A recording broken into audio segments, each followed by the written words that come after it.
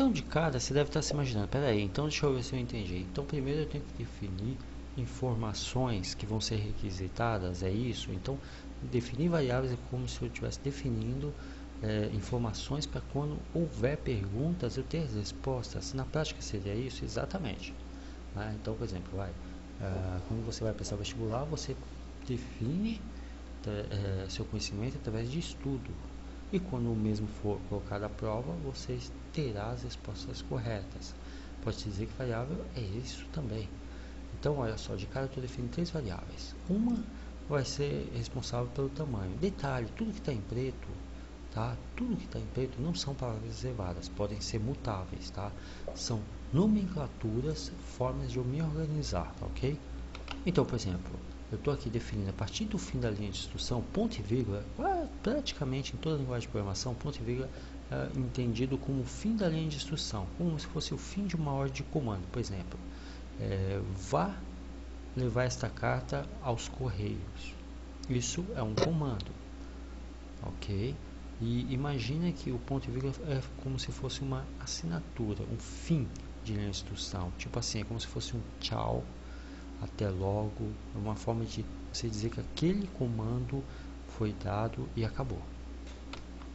E aí eu estou definindo aqui o comando, né? A partir do fim da linha de instrução, ó, ponto e vírgula, eu estou definindo o valor de 1.0, é um valor que a gente costuma chamar decimal, né? Um valor float. Por que float? Por que decimal?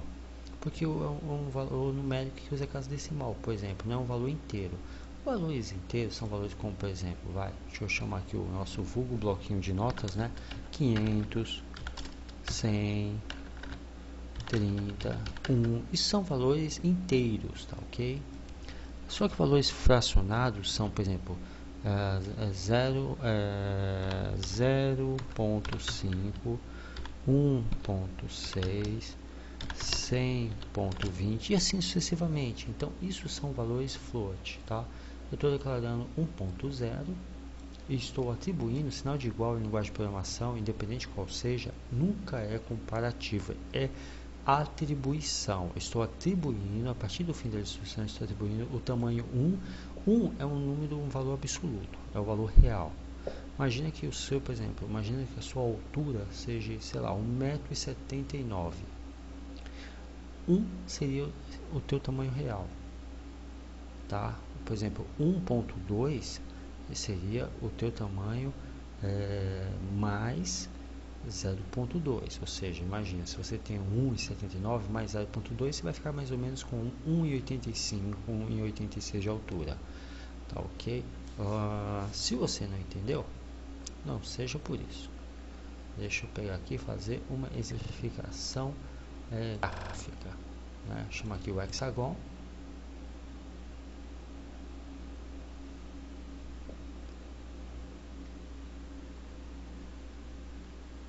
É extremamente leve esse software.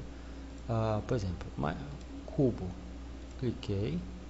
Eu tenho aqui um cubo, correto? Imagine que o tamanho real desse cubo seja esse aqui, ó. Vou colocar, por exemplo, 10, tá? Ó.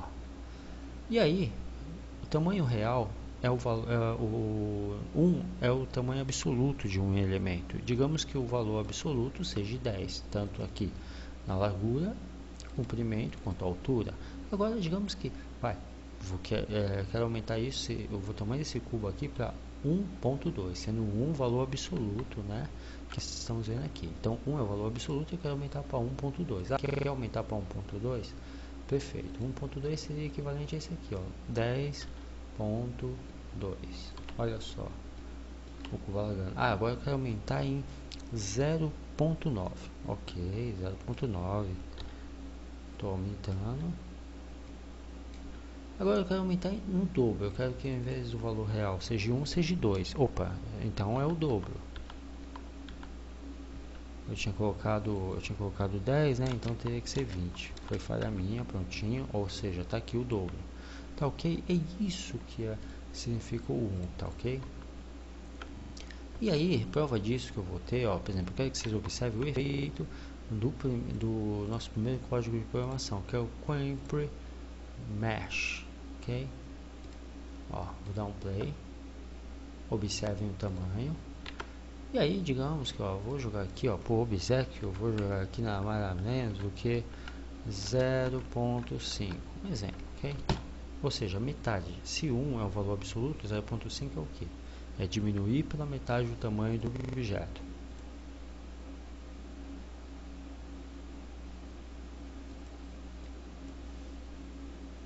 Ele diminuiu pela metade.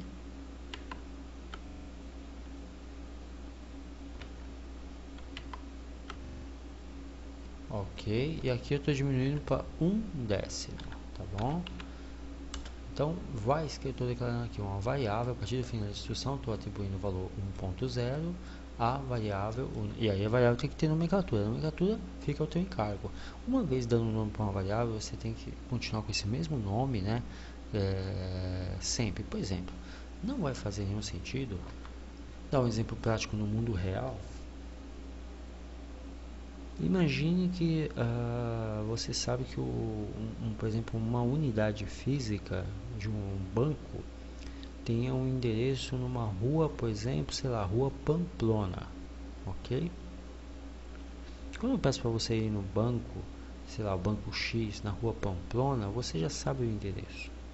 Então, quer dizer, você vai sempre que eu falar, vá no banco na rua Pamplona, no banco X, você vai saber onde é o endereço. Então, acaba se tornando aí como se fosse uma constante. Então, estou atribuindo aqui, a partir do fim da instrução, estou atribuindo o valor que é o 1, que é o valor absoluto, a variável scale, que eu sei que se refere a tamanho, tá? Qual a diferença de scale para eu colocar aqui tamanho? Nenhuma. Estou colocando aqui em inglês puramente por jargão técnico, ok?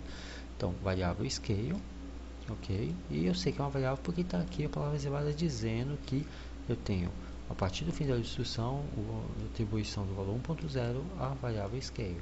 Da mesma forma, eu tenho também em relação à variável speed, que não significa que necessariamente seja relacionada à velocidade. Eu estou colocando aqui para que eu possa me organizar. Coloque nomenclatura de nomes de variáveis de forma fácil e simples, por uma questão de organização, ok?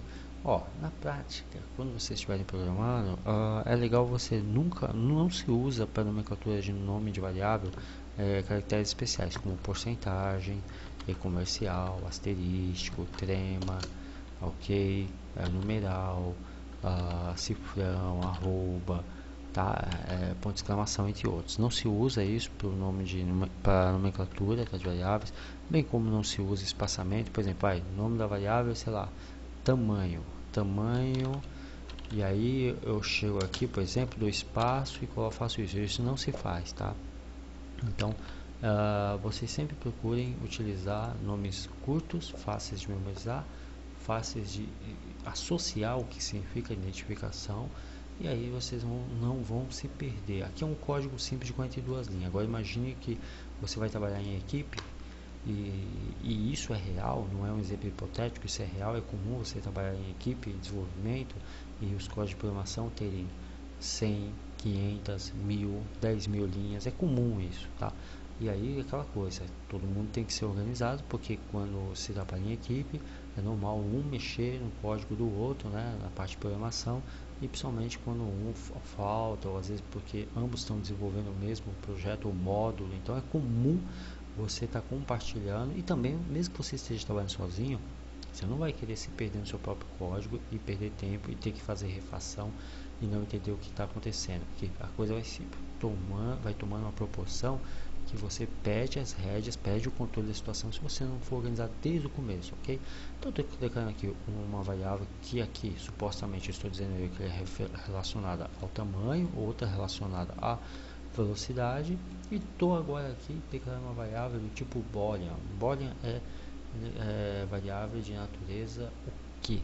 Variável de natureza lógica, sim ou não, 0 ou 1, true ou false. Então, para ativar a instrução, estou declarando como falso. Recalcule later normals, ou seja, recálculo das normais. E quem são as normais? As normais são as fáceis.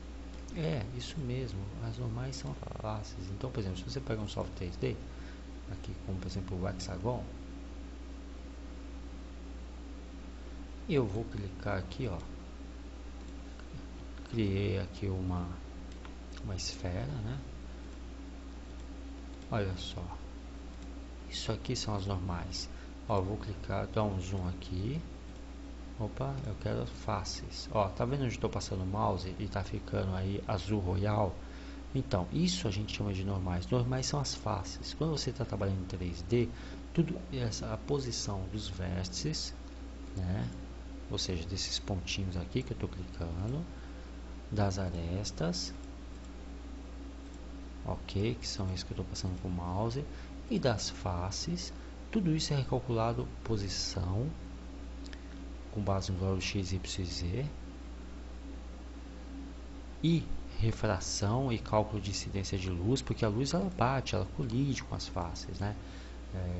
Não só a luz, mas a projeção da sombra no caso. Enfim, tudo isso é recalculado em tempo real, é como se fosse uma animação render em real time. Então tudo isso é calculado em tempo real, por isso eu tenho que eu estou dizendo lá através do operador false, estou dizendo que eu não quero esse recálculo, ok?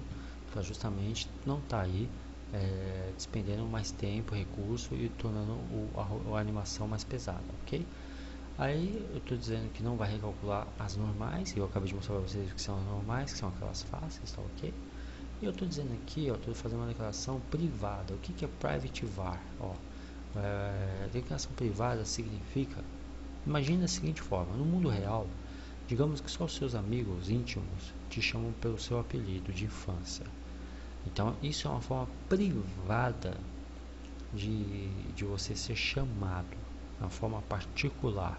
Não é todo mundo, não é no seu trabalho, não é na sua igreja, não é, enfim, na sua faculdade, que você é chamado pelo seu apelido. Você só é chamado pelo seu apelido, pelos amigos de infância e pelos seus familiares. Então, isso é uma forma privada de você ser chamado. Aqui dá o mesmo conceito.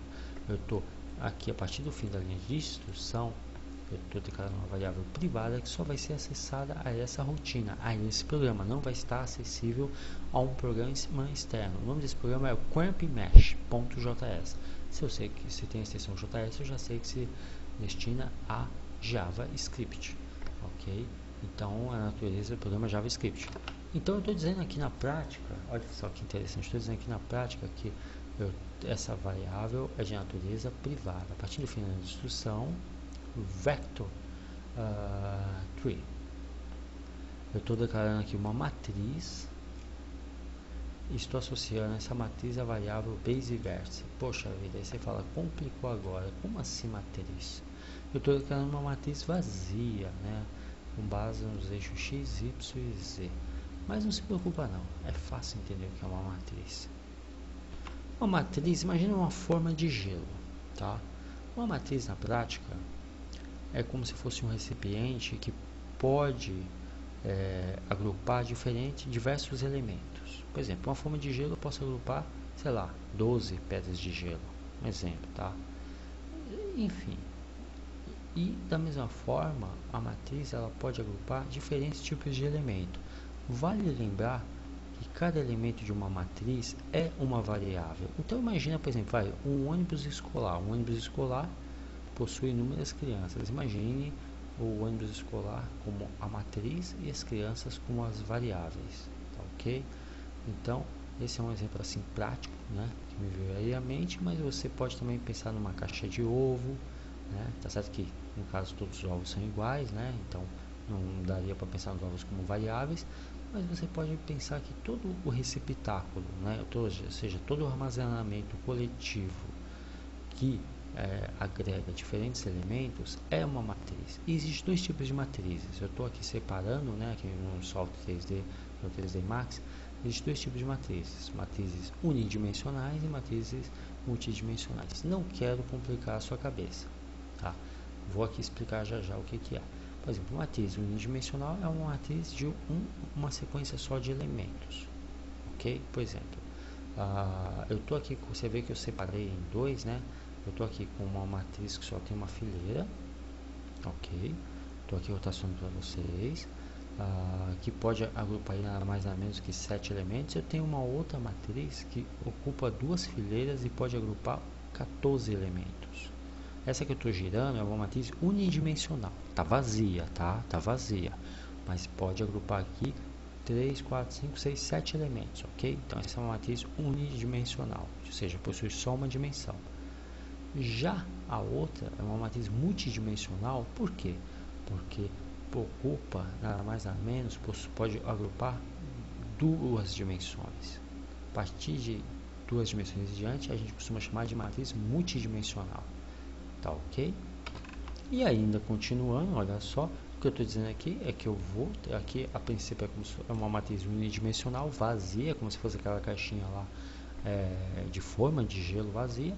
Aqui é uma matriz unidimensional que vai agrupar os valores relacionados a x, y e z.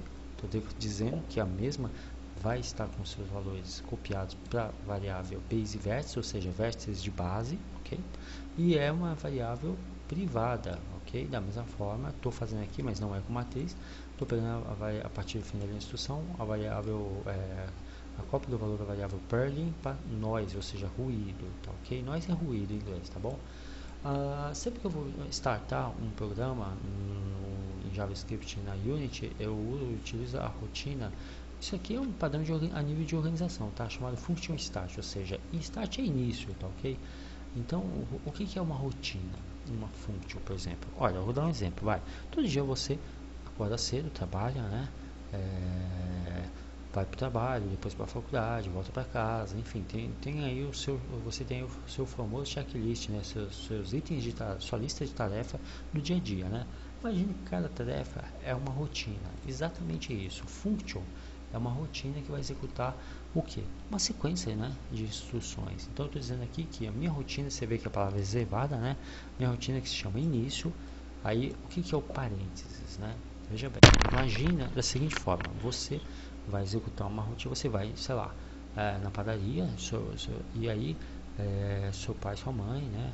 Ou enfim, seus familiares, seja esposa, filhos, etc., e pedem para você comprar pão doce, né? Exemplo, né? Pão doce e pão francês, que é o vulgo pão salgado do café da manhã, que faz parte do brasileiro do dia a dia, ok? Então eles passaram dois argumentos, olha só, pão doce e pão salgado. A gente chama isso rotina e ir na padaria comprar pão. E no caso, a solicitação dos dois pães, os dois tipos de pães, é argumento, que são variáveis, ok?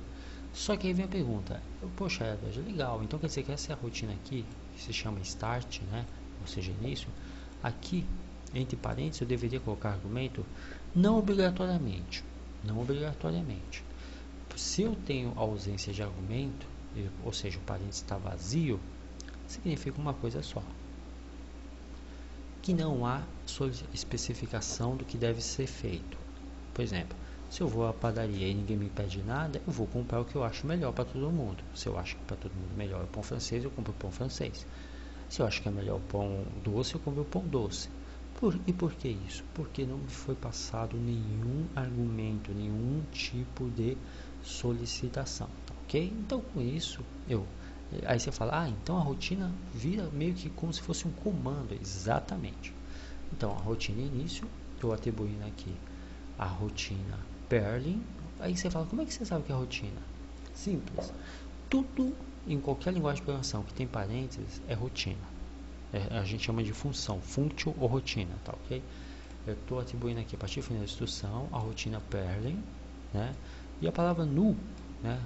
Do inglês aí, americano, new, new se for britânico, ok? Significa o quê? Que a nova rotina, a partir do final da instrução, eu estou atribuindo a nova rotina e o valor dela à variável noise, ou seja, ruído, tá ok? A Perlin já a gente vai ver um pouquinho mais à frente o que faz essa rotina Perlin. Tá ok? Tudo bem? Pode ficar tranquilo.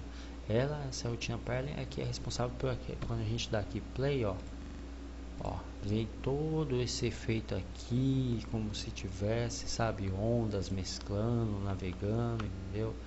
Vem todo esse efeito aqui de deformação. E function update, normalmente é utilizado essa nomenclatura para o que? Atualização. Você percebe que lá na animação, a animação é irregular, aleatória e totalmente constante. Então, tudo acontece por causa dessa rotina aqui, function update, tá? Sempre que eu ver, uma coisa que eu não falei, né? Sempre que você vê aqui um conjunto de chaves, significa início e fim. É uma forma de dizer aonde começa, é um demarcador, tá? É onde começa uma rotina e aonde termina a mesma. Por exemplo, a função, a rotina start começa aqui e termina aqui. Isso é imprescindível, não pode, isso a gente chama de sintaxe. Sintaxe são o que? São literais que devem ser escritos exatamente da forma correta para que não haja erro de programação, tá ok? Porque senão o programa nem roda. Se houver erro de sintaxe, todo programa é assim. Se houver erro de sintaxe, o compilador, e quem é o compilador aqui no caso? É Unity. O compilador faria o papel, por exemplo, no mundo real você vai fazer uma vitamina com leite, banana, mamão, abacate, e você joga tudo no liquidificador com açúcar e bate. O produto final seria a vitamina, ok? O compilador, no caso, seria o liquidificador, ou seja, junta elementos distintos para produzir um produto final.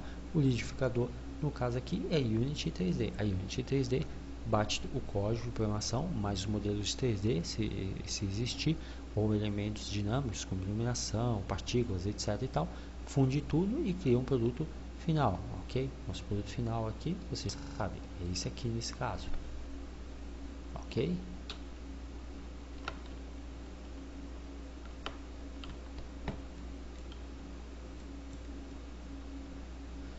E eu deixo até uma declaração aqui, ó, que a deformação ocorre pela rotina pairing noise. Voltando aqui, então início e fim da rotina. E aqui, da mesma forma, estou dizendo que a rotina update, ou seja, a rotina de atualização, que é responsável para estar dando quantidade, senão ocorreria a modificação uma vez só e a malha ficaria estática, parada, né? Início, ok? Estou declarando aqui nada mais nada menos do que como mexe a forma que estou trabalhando, né? A Unity ela possui componentes, você já sabe disso, né? Você que já fez uma fundamental sabe disso. Esses componentes, olha só, a Unity possui componentes a partir da instrução. Eu estou dizendo que aqui uma forma, uma mesh, né, uma malha. Eu estou pegando o componente mesh filter, ou seja, filtro de componente.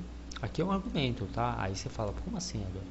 Get component é uma rotina, estou pegando um componente. Agora eu tenho que dizer que componente é esse, é a mesma coisa que eu comentei da outra vez. E na padaria ninguém tem me dito o que é para trazer. Se eu chego e falo, poxa vida, por favor, me traga da padaria uma broa. Então estou passando um argumento. Aqui é a mesma coisa, eu estou dizendo que eu quero que pegue o filtro de malha, né, que é um componente, por isso está em azul, palavra reservada aí da Unity. Eu quero que, get component, quero que pegue o filtro de malha e atribua nada mais nada menos do que a mesh, aqui no caso, é palavra reservada, tá?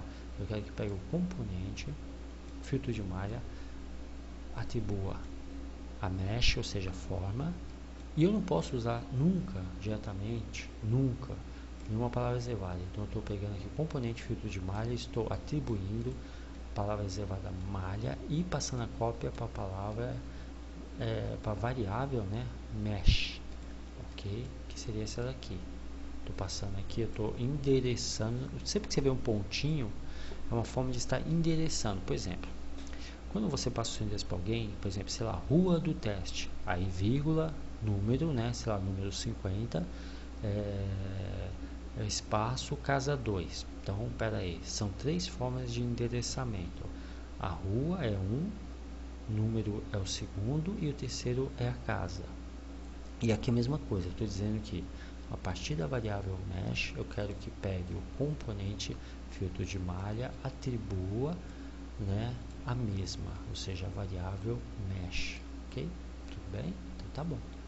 Essa é uma variável local, tá? Só comentar. Aí você fala, pô, peraí, o que é uma variável local? Variável local é uma variável que é visualizável apenas dentro da rotina que ela existe. Quando a rotina acabar, ela morre, o valor dela morre.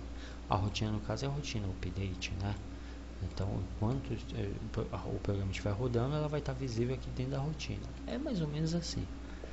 Entenda que, por exemplo, você trabalha, sei lá, das 8 da manhã às 18 da tarde.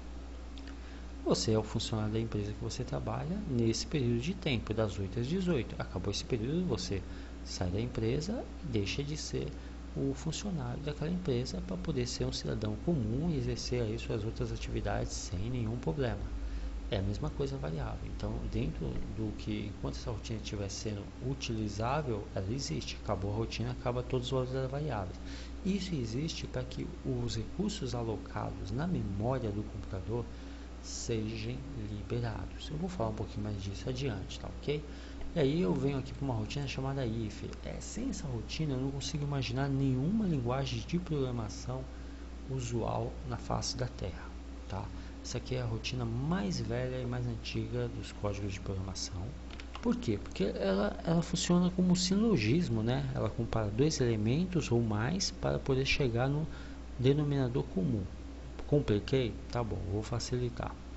If é uma rotina de comparação de elementos. Então imagine, por exemplo, você chegar numa pizzaria e tem dois sabores, tem calabresa e mussarela, bem tradicionais, né? Aí você chega e fala, poxa vida, eu vou querer a de mussarela. Opa, então você escolheu entre duas opções, você escolheu uma, ok? Agora imagine da seguinte forma, alguém te perguntando, qual que você acha mais gostosa, a de mussarela ou a de calabresa? E o if é mais ou menos essa ideia, o conceito. Aqui ele está verificando, olha só, duplo sinal de igual, em qualquer linguagem de programação, que está sendo passado como argumento, ó, eu estou passando dois argumentos, 1 e 2, dentro da rotina if. Eu sei que a rotina tem os sinais aqui de parênteses, tá? Início e fim, tá? E sempre que eu tenho rotina, os parênteses tem que ter início e fim, tá? Ou seja, tem que abrir e tem que fechar, que é o que vai ser validado, o que vai ser executado como argumento é o que está dentro do parênteses. Então, eu estou passando aqui uma rotina que verifica, ó, if significa se, ou seja, caso o base vértices, e você sabe que o base vértice é esse camarada aqui que a gente declarou, você vê que o nome que eu uso de variável, olha só, o nome que eu uso de variável, uma vez declarado num programa, eu vou fazer a invocação pela mesma nomenclatura, porque se eu fizesse aqui um comparativo com uma nomenclatura diferente, eu não saberia quem é quem. Então eu verifico se a base vértices, ou seja, a base dos vértices, é igual a nu. Duplo sinal de igual é comparativo, tá? Em programação é igual a nu. Nu é nulo, é uma palavra reservada, tá? Mas significa nulo, nada, tá? Ou seja, estou dizendo se na prática se é a ausência, né, de posicionamento de vértices, ok?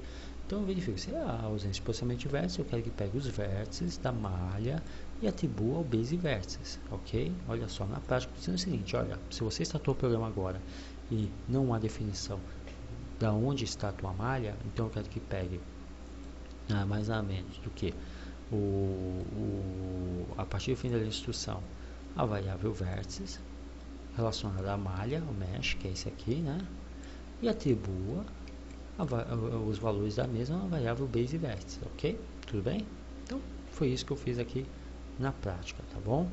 Bem, vamos estar dando continuidade aí, né, a entendimento desse código na próxima aula, tá ok? Porque justamente não quero estar complicando muito para vocês, mas entenda da seguinte forma, o que eu fiz até aqui foi associação e comparação, ok? Fizemos a declaração de variáveis, inclusive com privadas, executamos a rotina, essa rotina que na prática quando o programa executa, né, tudo acontece. E invocamos uma rotina de atualização, justamente para que a animação seja constante, seja contínua, etc. e tal. Só isso que fizemos, tá ok? E aí o comparativo, se tem a posição dos vértices ou não, né, em relação à malha. Se não tem, a gente estamos jogando aqui posições padrão, as mesmas você verá na próxima aula, bem como ocorrem questões como velocidade, etc. Tá ok? Dúvida, é só entrar em contato comigo.